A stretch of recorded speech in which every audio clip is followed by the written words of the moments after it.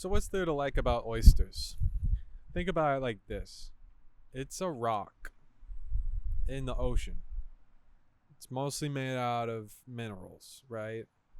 It's a rock in the ocean. It's covered in gross shit like barnacles. And you can crack that sucker open and suck the guts out of a rock. And it tastes like pretty much nothing.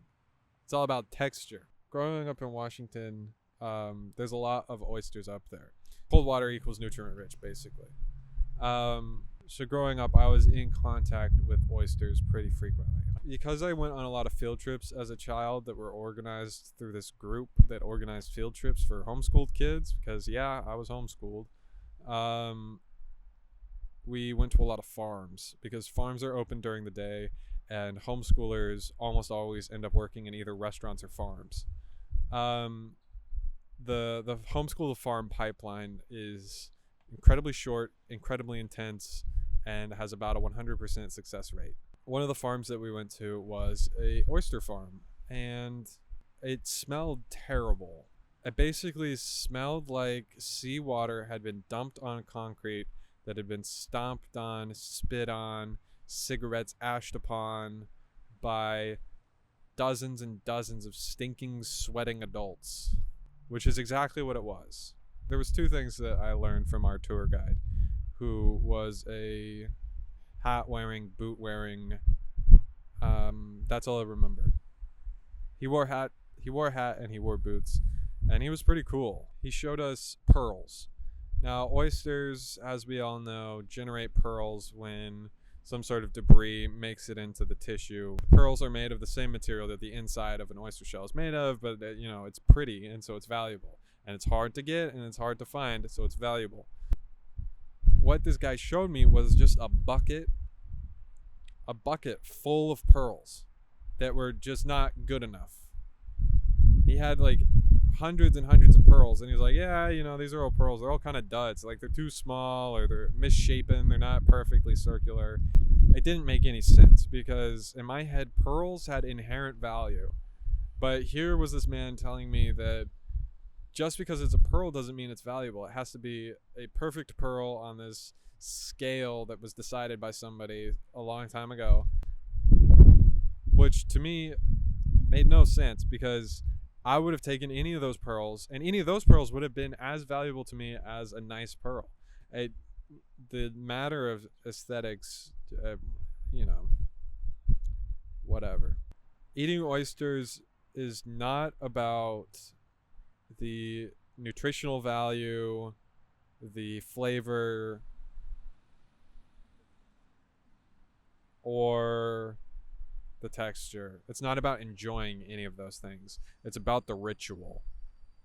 You are doing something fucking gross, but if you enjoy it, you're kind of a baller. There's two kinds of people in this world: people who enjoy oysters and people who don't. You're one or the other. And if you enjoy oysters, you can say you're cool. If you don't eat oysters, I'm really sorry for you, but that is holding you back. If you've never tried one, that means you're probably scared to do so. And I cannot encourage you more than to please get over it. Everything is gross. All food is gross. If you don't like the idea of eating an oyster, don't think about where eggs come from. Okay? Do you know where eggs come from? Do you know where milk comes from? And don't mention the amount of labor that goes into making butter. Butter is mostly sweat. Did you know that? Don't ever eat cheese ever again. Don't eat anything from Burger King or McDonald's. Jack in the Box is fine. The only possible refutation that you could have for not going out and eating oysters today is, one, you don't have any money. I have news for you. Oysters are cheap. The only excuse that you could possibly have is that there just aren't any near you. If you live in Atlanta, Georgia, don't get oysters today, but do get it the next time you are on the coast. You want those bad boys fresh. There's nothing worse than warm, rancid oyster. And I do not say this from experience. I just know. I can't continue this video without mentioning a friend of mine and of many others, Matt Betty, who voraciously searches out oyster deals in order to get $1 oysters under any circumstances. I haven't had the heart to tell him that if you see $1 oysters on a menu, that means they're probably about a week old. Deals only exist in restaurants to get rid of food that has been sitting there for too long.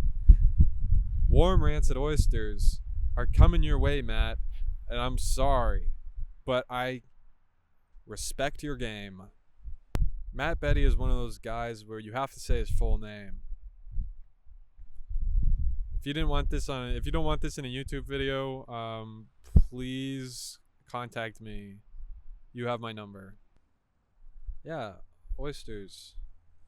They're freaky, they're freakish, they're gross, they're disgusting. You should have one. And if you don't like it, you're a coward.